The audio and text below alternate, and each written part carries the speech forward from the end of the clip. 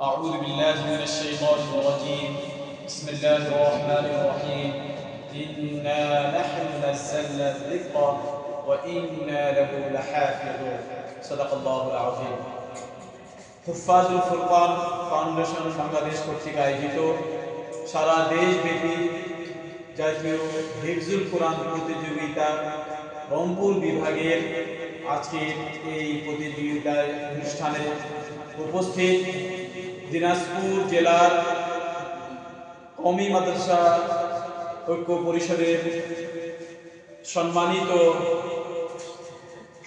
সভাপতি আমার অত্যন্ত শ্রদ্ধাভাজন বড় ভাই হযরত মাওলানা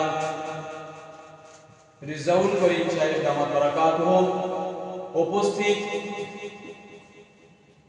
অত্র এলাকার বিভিন্ন মাদ্রাসার সম্মানিত দায়িত্বশীল, বিশেষভাবে হিফজ বিভাগের প্রধান দায়িত্বশীল, সহকারী দায়িত্বশীল উস্তাদগণ এবং রংপুর বিভাগের বিভিন্ন জেলা থেকে আগত আমার প্রতিযোগী বন্ধুরা,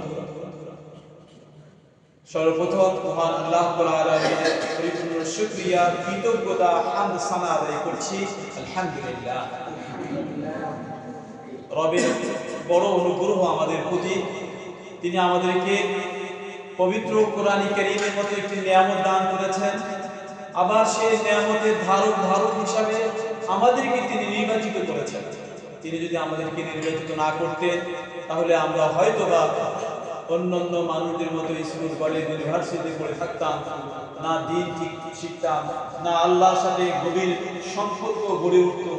তিনি আমাদেরকে কোরআনের নিয়ামত দিয়েছেন বলেই যারা আমরা হিফজ শেষ করেছি, কিংবা দ্বীনি মাদ্রাসার সাথে জড়িত হয়ে আছি, তারা বুঝি যে রব্বুল আলামিন আমাদেরকে কত বড় একটা নিয়ামত দিয়েছেন।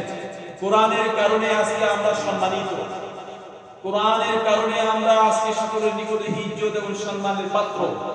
এটা একমাত্র রবের আমাদের প্রতি অনেক বড় দয়া।